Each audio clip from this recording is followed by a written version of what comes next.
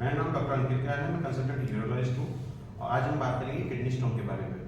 Kidney stone जो होता है किडनी में ही बनता है और जो ये मुख्यतः जो कारण है इसका किडनी स्टोन बनने का वो है पानी की कमी की है। वैसे तो कई सारे फैक्टर हैं, जेनेटिक फैक्टर या हेरिडिटरी फैक्टर या आपके फूड के जो फैक्टर्स हैं या आपकी जो किडनी की बनावट है ये फैक्टर है, पर जो मेन कारण हमारे यहाँ राजस्थान में है वो है पानी की कमी की वजह से बनता है।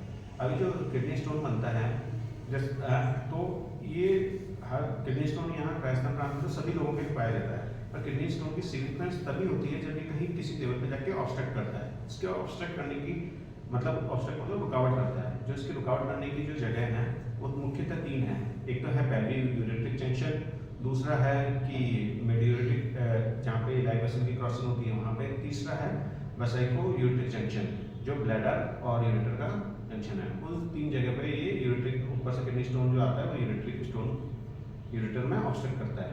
अच्छा, किडनी में जब ये स्टोन होता है तब अगर उसका साइज ज़्यादा है तो किडनी में भी पेन करता है। अगर उसका साइज और वो पीयूजे पे जमा स्थिर होकर जमा होके और जो किडनी में हाइड्रोनेफ्रोसिस चेंजेस करता है। अगर यूरेटर में आता है तो हाइड्रो यूरेटोनेफ्रोसिस करता है, यूरेटर का भी डायलिटेशन करता है और किडनी का भी डायलिटेशन करता है। तो ये जब होता है इस तरह के कोई सिम्टम्स आते हैं क्योंकि जो ये यूरेटर की जो नली होती है वो 4 mm की होती है।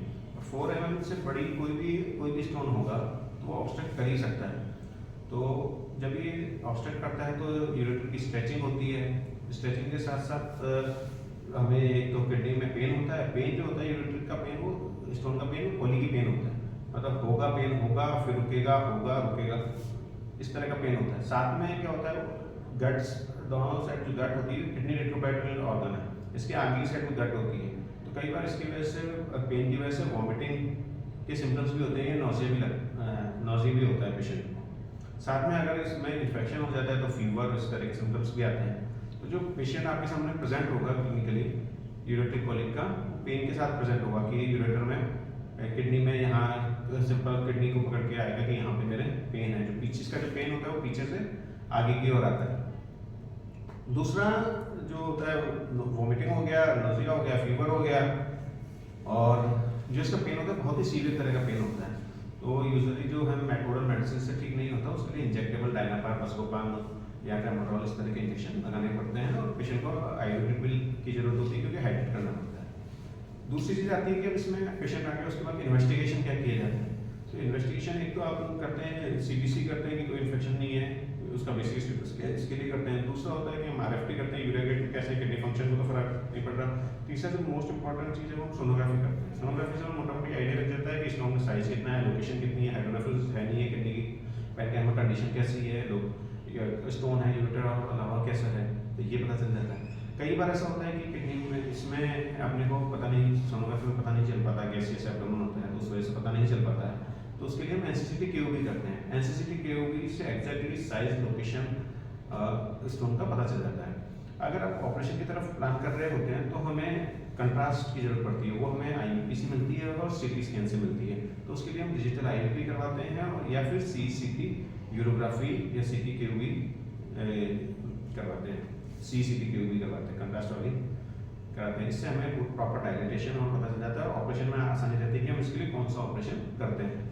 जो ऑपरेशन इसके लिए मुख्यतः किए जाते हैं किडनी स्टोन के लिए, अगर किडनी में 1 सेंटीमीटर से बड़ा स्टोन है, किडनी में ऊपर की साइड में 1 सेंटीमीटर से बड़ा स्टोन है, तो आपके पास 2-3 ऑप्शन हैं। आप नीचे के RIS के थ्रू कर सकते हैं या फिर आप PCL कर सकते हैं।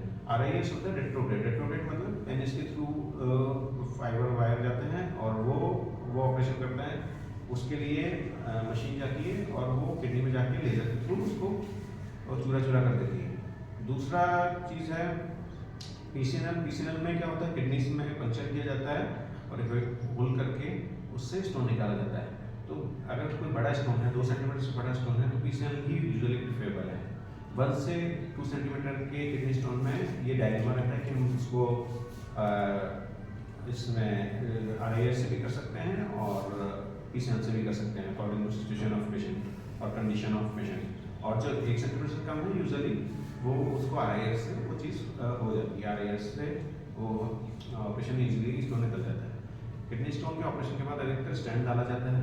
स्टेंट डालने की वजह होती है कि कोई भी अगर कचरा या बड़ा कचरा रहता है वो निकल जाता है, यूरेटर जो रहता है वो डायलेट हो जाता 10 से 15 दिन के लिए ये डीजे स्टैंड रखा जाता है, ताकि एक तो किडनी को थोड़ा रिलीफ मिल जाए, जो पासिंग कण है वो निकल जाए। तो इन चीज़ों में थोड़ा फ़ायदा ये पेशेंट के बेनिफिट के लिए ही रहता है। और यूजुअली RIS में और